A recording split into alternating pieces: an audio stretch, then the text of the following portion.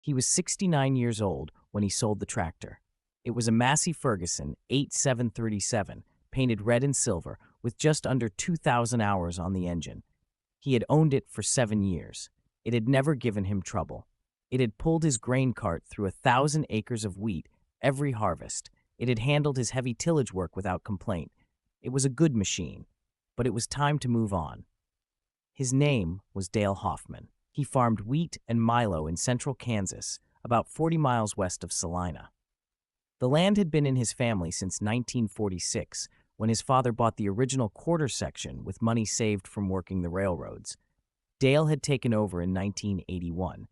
By then, the operation had grown to 800 acres, half owned, half rented. It wasn't enough to get rich on, but it was enough to make a living. And for most of his life, that had been enough. The Massey Ferguson had been purchased new in 2016 from a dealer in Hayes. Dale had paid just over $200,000 for it after trade-in. It was the biggest tractor he had ever owned, 270 horsepower, front-wheel assist, full cab with air conditioning, and a radio that actually worked. He had financed it over 5 years, and he had paid it off in 4. By 2023, it was his free and clear, and it was still worth money. In the spring of that year, Dale started thinking about replacing it, not because it was failing, but because he was getting older and the newer models had features he wanted. Better visibility, easier controls, more fuel efficiency. He had test-driven a John Deere 8R at a farm show in Hutchinson, and he liked the way it handled. The cab was quieter, the transmission was smoother. It felt like a machine he could operate comfortably into his mid-70s when he planned to start scaling back. The Deere was expensive, nearly $300,000 new, but if he could sell the Massey for the right price, he could make the math work.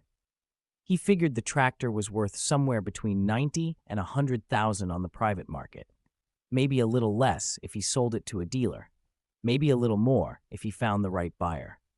In June, he mentioned the sale to his neighbor, a man named Tom Eisenbrown. Tom farmed about 600 acres to the south. He ran an older international harvester that was starting to show its age. Tom had always admired the Massey Ferguson. He asked Dale what he wanted for it. Dale said $95,000. Tom thought about it for a few days, then called back and said he would take it. They shook hands on it. Tom said he would have the money by the end of the month. Dale said that was fine. They had known each other for 30 years. A handshake was enough. On June 28th, Tom came by with a cashier's check for $95,000. Dale signed over the title. Tom drove the Massey Ferguson off the property. Dale deposited the check into his farm account the next morning. The transaction took less than an hour. It felt simple. It felt clean. It felt like the kind of deal farmers had been doing with each other for 100 years. Dale used part of the money to make a down payment on the John Deere. The rest went into his operating account to cover expenses while he waited for the wheat harvest to finish. By mid-July, he was running the new tractor. It was everything he had hoped it would be. Smooth, quiet, reliable. He felt good about the decision. He did not think about taxes. He did not think about IRS rules. He did not think about the fact that the Massey Ferguson had appreciated in value since he bought it, and that selling it might create a taxable event. Those were things his accountant would handle at the end of the year. And until then, he had work to do. If this sounds like something worth understanding, the hidden costs that come when farm decisions meet tax law, consider subscribing. These stories aren't cautionary tales meant to scare. They're records of what actually happens when ordinary people make reasonable choices without knowing the rules have changed. The consequences unfold slowly, quietly, and by the time you realize what's happening, it's already too late to fix it. This is one of those stories. Dale Hoffman had never been good with paperwork. He could manage a field, he could time a planting, he could read soil and sky and know when to push and when to wait. But tax law, legal structures, forms with titles he didn't understand, those were not his strengths. That's what he paid an accountant for. His accountant was a man named Gene Richter, based out of Salina. Gene had been doing Dale's taxes for nearly 20 years. He was competent, thorough, and he knew farming. Every April, Dale would bring in his receipts, his bank statements, his records from the grain elevator, and Gene would turn it all into a tax return. Dale would sign it, pay what he owed, and move on. It was a system that had worked for decades. In early 2024, Dale brought his records to Gene like he always did. Gene started going through the paperwork. When he got to the bank statements, he noticed the $95,000 deposit from June. He asked Dale what it was for. Dale said he had sold the Massey Ferguson. Gene asked who he sold it to. Dale said Tom Eisenbraun, his neighbor. Gene asked how the sale was structured. Dale didn't understand the question. Gene clarified, "Did you trade it in? Did you go through a dealer? Did you use an intermediary?" Dale said no. Tom gave him a check. He deposited it. That was it. Gene set down his pen. He took off his glasses. He asked Dale if anyone had explained to him how like-kind exchanges worked. Dale said no. He didn't even know what that meant. Gene explained. Under Section 1031 of the Internal Revenue Code, when you sell business property, including farm equipment, and use the proceeds to buy similar property, you can defer the capital gains tax. But only if the transaction is structured correctly. That means using a qualified intermediary. That means not touching the money directly. That means following a specific timeline and a specific set of rules. If you don't follow those rules, the IRS treats the sale as a regular taxable transaction, which means you owe capital gains tax on the difference between what you paid for the equipment and what you sold it for. Dale asked how much he paid for the Massey Ferguson. Gene pulled up the records, $208,000 in 2016. After trade-in, the actual basis was closer to $160,000. Dale said he sold it for $95,000. Gene said that didn't matter. What mattered was the depreciation Dale had claimed over the 7 years he owned it. That depreciation lowered the taxable basis, which meant the IRS would calculate the gain based on the depreciated value, not the original price. Gene did the math. The depreciated basis was around $42,000. The sale price was $95,000. That was a gain of $53,000. At the capital gains rate, plus depreciation recapture, Dale was looking at a tax bill of roughly $31,000. Dale sat very still. He asked if Gene was sure. Gene said he was. Dale asked if there was any way around it. Gene said there wasn't. The sale had happened. The money had been deposited. The IRS would see it as a taxable event. If Dale had used a 1031 exchange and rolled the money into the John Deere, he could have deferred the tax. But he didn't, so he couldn't. Dale asked why no one had told him. Gene said most farmers don't know about it. Most private sales don't get reported this way. But if the IRS audits the return, or if the numbers don't match up, they'll catch it, and given the size of the transaction, it was likely to get flagged. Gene said he could file the return as accurately as possible and hope it didn't get audited, or Dale could pay the tax now and avoid the risk. Dale asked what happened if he got audited and hadn't paid. Gene said penalties, interest, possibly more. Dale said he didn't have $31,000 sitting around. Gene said he understood, but the deadline for filing was 6 weeks away, and the IRS didn't take payment plans lightly. Dale left the office that afternoon feeling like the ground had shifted under him. He had sold a tractor to his neighbor, a clean, simple, fair market transaction, and now he owed the federal government $31,000 for doing what farmers had always done. Dale went home and told his wife, Carol. She asked how this was possible. Dale said he didn't know. All he knew was that the rules said you couldn't just sell equipment and buy new equipment. You had to structure it a certain way. And he hadn't. Carol asked why Gene hadn't warned him. Dale said Gene didn't know about the sale until it was already done. And even if he had known, Dale wasn't sure he would have understood the process. It sounded complicated. It sounded like something designed for corporations, not farmers. Carol asked what they were going to do. Dale said he didn't know yet, but they needed to find the money. Over the next 2 weeks, Dale went through his finances. The farm account had about $18,000 in it. That was supposed to cover fuel, seed, fertilizer, and repairs until the fall harvest. His personal savings had another $9,000. That left him $4,000 short, and even if he scraped together the full amount, it would leave him with almost nothing in reserve. He thought about taking out a loan. but the interest rates were high, and adding debt to cover a tax bill felt like digging a hole to fill a hole. He thought about asking Tom Eisenbrown to undo the sale, but Tom had already put 200 hours on the Massey Ferguson. He had integrated it into his operation. There was no going back. Dale called Gene and asked if there was any way to reduce the amount. Gene said he could double-check the depreciation schedule, but the numbers were pretty clear. The only real option was to file for an extension and try to negotiate a payment plan with the IRS. Dale asked what that involved. Gene said it meant filing the return on time, paying as much as he could up front, and then requesting an installment agreement for the rest. The IRS would charge interest, probably penalties too, but it was better than not paying at all. Dale agreed. Gene filed the return in early April. Dale paid $27,000, everything he could pull together without completely draining his operating account. That left him owing $4,000 plus interest and penalties. The payment plan request was submitted in May. It was approved in June.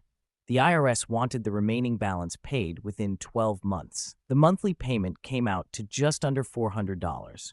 It wasn't crushing, but it was $400 a month that used to go toward equipment maintenance or fence repair or putting something aside for the future.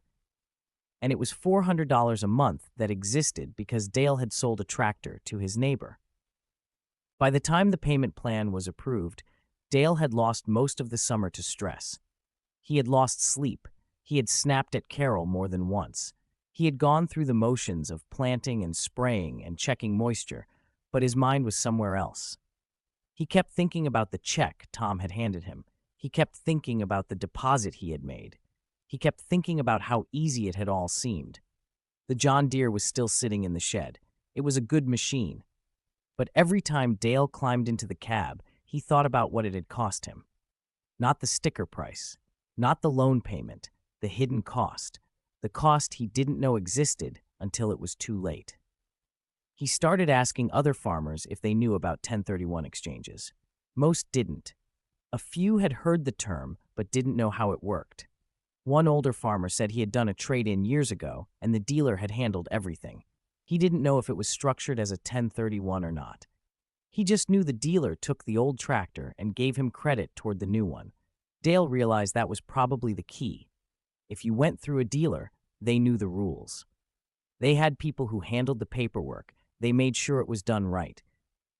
But if you sold privately, farmer to farmer, cash in hand, you were on your own. And if you didn't know the law, you paid for it. He thought about calling Tom and explaining what had happened. But what would that accomplish? Tom hadn't done anything wrong. He had bought a tractor at a fair price. The tax burden was Dale's problem, not his. So Dale said nothing. He made the payments, he kept farming, and he told himself he would never make that mistake again. The payments continued through the fall and into the winter. Every month, $400 came out of the farm account. Every month, Dale was reminded of the transaction. By the time the final payment cleared in June of 2025, he had paid just over $33,000 in taxes, interest, and penalties. $33,000 for selling a tractor he owned outright, for using the money to buy a tractor he needed, for doing what seemed like the most straightforward thing in the world. Carol asked him once if he wished he had kept the Massey Ferguson. Dale said no. The machine wasn't the problem. The problem was that the rules weren't written for people like him. They were written for accountants and lawyers and corporations with entire departments dedicated to tax strategy. They weren't written for a wheat farmer in central Kansas who shook hands with his neighbor and thought that was enough. The John Deere is still running. It performs well. It does everything Dale needs it to do. But the shine has worn off. Not because of the machine, because of what it represents. It represents a decision that costs $33,000 more than it should have. It represents a system that punishes people for not knowing rules they had no reason to know existed.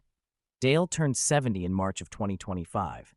He had been farming for 44 years. He had survived droughts, commodity crashes, equipment failures, and a dozen other challenges that came with working the land. But this was different. This wasn't weather.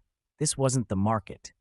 This was the government telling him he had done something wrong, even though he had done exactly what made sense. He thought about what he would tell his son if his son ever took over the farm. He would tell him to never sell equipment privately. He would tell him to always go through a dealer, even if it cost more. He would tell him to assume that every transaction, no matter how simple, had a rule attached to it that he didn't know about, and he would tell him to hire a good accountant, not just for the filing, but for the planning, because the cost of not planning, as Dale had learned, was more than money. It was trust. It was confidence. It was the belief that you understood how your own business worked. Dale had lost that belief, and he didn't know if he would get it back. The Massey Ferguson is still running. Tom Eisenbraun uses it every season. It pulls his planter in the spring and his grain cart in the fall. He's put another 800 hours on it since the sale. He takes good care of it. When Dale sees it across the property line working Tom's fields, he feels a strange mixture of pride and resentment.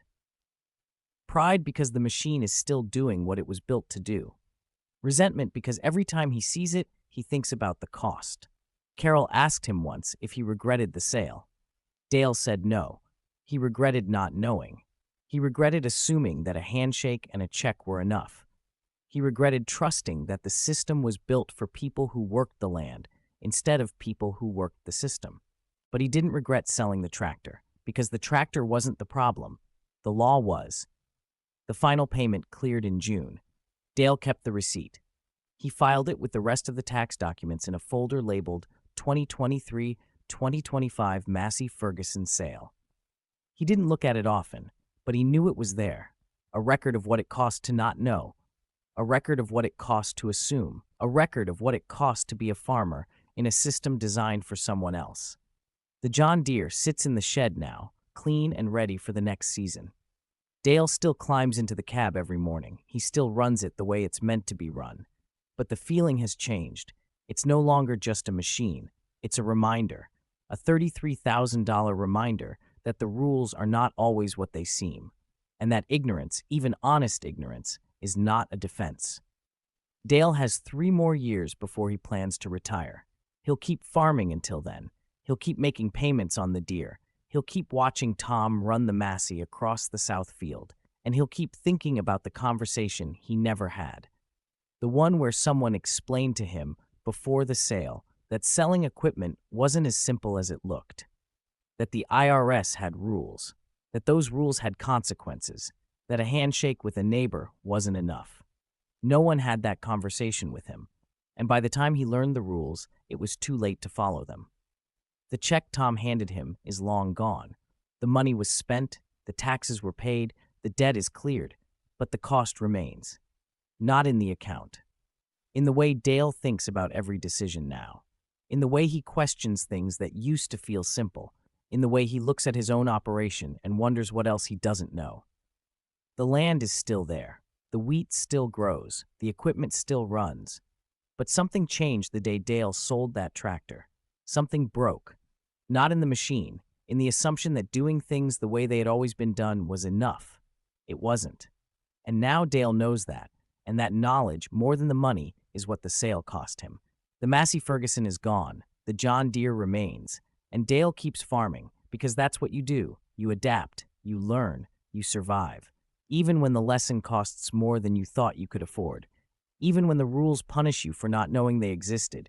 Even when the system makes you feel like a stranger on your own land. The tractor is just a machine.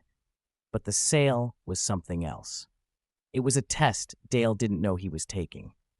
And the grade came 6 months later in a tax bill he never saw coming. He passed the cost on. He paid it. He survived it. But he didn't forget it, and he never will.